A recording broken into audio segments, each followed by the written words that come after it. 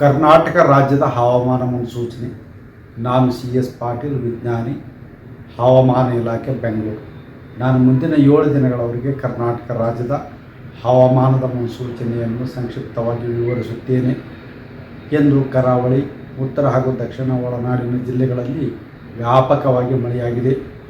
ಪ್ರಮುಖವಾಗಿ ವಿಜಯಪುರನಲ್ಲಿ 15 centimetre, monkey Uttara Kannada ಜಿಲ್ಲೆಯಲ್ಲಿ 13 centimetre, Lakshmeshwar Gadag ಜಿಲ್ಲೆಯಲ್ಲಿ 13 ಸೆಂಟಿಮೀಟರ್, ತಾವರೆಕೆರೆ ಕೊಪ್ಪಳ ಜಿಲ್ಲೆಯಲ್ಲಿ 9 ಸೆಂಟಿಮೀಟರ್, ಬೀದರ್ನಲ್ಲಿ 8 ಸೆಂಟಿಮೀಟರ್, ರಾಂಪುರ ಚಿತ್ರದುರ್ಗ ಜಿಲ್ಲೆಯಲ್ಲಿ 11 ಸೆಂಟಿಮೀಟರ್ ಮಳೆಯಾಗಿದೆ.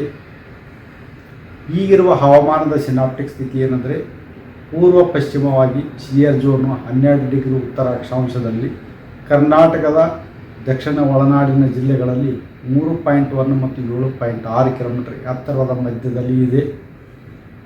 ಇದರ ಪ್ರಭಾವದಿಂದ ಕರಾವಳಿ, ಉತ್ತರ ಹಾಗೂ ದಕ್ಷಿಣ ಒಳನಾಡಿನ ಜಿಲ್ಲೆಗಳಲ್ಲಿ ಆಗಸ್ಟ್ 6ರಿಂದ ಆಗಸ್ಟ್ 12ರವರೆಗೆ ವ್ಯಾಪಕವಾಗಿ ಮಳೆಯಾಗುವ ಹೆಚ್ಚಿನ ಸಾಧ್ಯತೆ ಇದೆ. ಉತ್ತರ ಕನ್ನಡ, ಉಡುಪಿ, ದಕ್ಷಿಣ ಕನ್ನಡ ಜಿಲ್ಲೆಗಳ ಕೆಲವು ಕಡೆ ಭಾರೀ ಹಾಗೂ ಅತಿ ಭಾರೀ ಮಳೆಯಾಗುವ ಸಾಧ್ಯತೆ ಇದ್ದು, ಆಗಸ್ಟ್ 6 ಹಾಗೂ 7ರಂದು ಆರೆಂಜ್ ಅಲರ್ಟನ್ನು ಘೋಷಿಸಲಾಗಿದೆ. ಬೆಳಗಾವಿ, ಧಾರವಾಡ, ಹಾವೇರಿ, ಗದಗ, ಬೀದರು, ಕಲಬುರಗಿ, ವಿಜಯಪುರ ಜಿಲ್ಲೆಗಳ ಕೆಲವು ಕಡೆ ಭಾರೀ ಮಳೆಯಾಗುವ ಸಾಧ್ಯತೆ ಇದ್ದು, ಆಗಸ್ಟ್ 6ರಿಂದ ಆಗಸ್ಟ್ 8ರವರೆಗೆ ಯೆಲ್ಲೋ ಅಲರ್ಟನ್ನು ಘೋಷಿಸಲಾಗಿದೆ.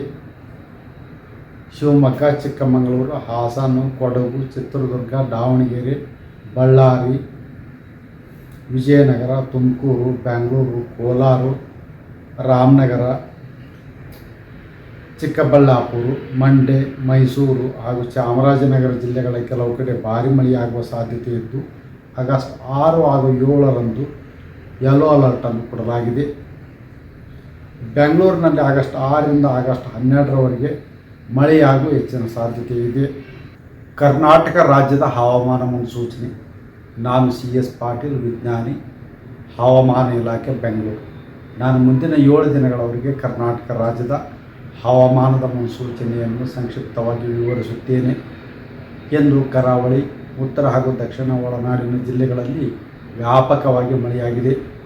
ಪ್ರಮುಖವಾಗಿ ವಿಜಯಪುರನಲ್ಲಿ 15 ಸೆಂಟಿಮೀಟರ್, ಮಂಕಿ ಉತ್ತರ ಕನ್ನಡ ಜಿಲ್ಲೆಯಲ್ಲಿ 13 ಸೆಂಟಿಮೀಟರ್, ಲಕ್ಷ್ಮೇಶ್ವರ ಗದಗ ಜಿಲ್ಲೆಯಲ್ಲಿ 13 ಸೆಂಟಿಮೀಟರ್, ತಾವರೆಕೆರೆ ಕೊಪ್ಪಳ ಜಿಲ್ಲೆಯಲ್ಲಿ 9 ಸೆಂಟಿಮೀಟರ್, ಬೀದರ್ನಲ್ಲಿ 8 ಸೆಂಟಿಮೀಟರ್, ರಾಂಪುರ ಚಿತ್ರದುರ್ಗ ಜಿಲ್ಲೆಯಲ್ಲಿ 11 ಸೆಂಟಿಮೀಟರ್ ಮಳೆಯಾಗಿದೆ.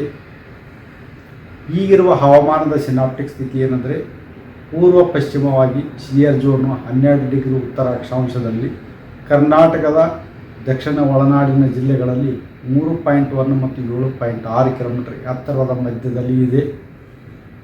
ಇದರ ಪ್ರಭಾವದಿಂದ ಕರಾವಳಿ, ಉತ್ತರ ಹಾಗೂ ದಕ್ಷಿಣ ಒಳನಾಡಿನ ಜಿಲ್ಲೆಗಳಲ್ಲಿ ಆಗಸ್ಟ್ 6ರಿಂದ ಆಗಸ್ಟ್ 12ರವರೆಗೆ ವ್ಯಾಪಕವಾಗಿ ಮಳೆಯಾಗುವ ಹೆಚ್ಚಿನ ಸಾಧ್ಯತೆ ಇದೆ.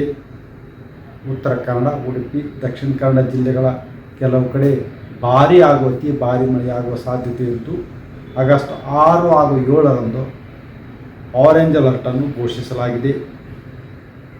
ಬೆಳಗಾವಿ, ಧಾರವಾಡ, ಹಾವೇರಿ, ಗದಗ, ಬೀದರು, ಕಲಬುರಗಿ, ವಿಜಯಪುರ ಜಿಲ್ಲೆಗಳ ಕೆಲವು ಕಡೆ ಭಾರೀ ಮಳೆಯಾಗುವ ಸಾಧ್ಯತೆ ಇದ್ದು, ಆಗಸ್ಟ್ 6ರಿಂದ ಆಗಸ್ಟ್ 8ರವರೆಗೆ ಯೆಲ್ಲೋ ಅಲರ್ಟನ್ನು ಘೋಷಿಸಲಾಗಿದೆ. ಶಿವಮೊಗ್ಗ, ಚಿಕ್ಕಮಗಳೂರು, ಹಾಸನ, ಕೊಡಗು, ಚಿತ್ರದುರ್ಗ, ದಾವಣಗೆರೆ, ಬಳ್ಳಾರಿ, ವಿಜಯನಗರ, ತುಮಕೂರು, ಬೆಂಗಳೂರು, ಕೋಲಾರ, ರಾಮನಗರ,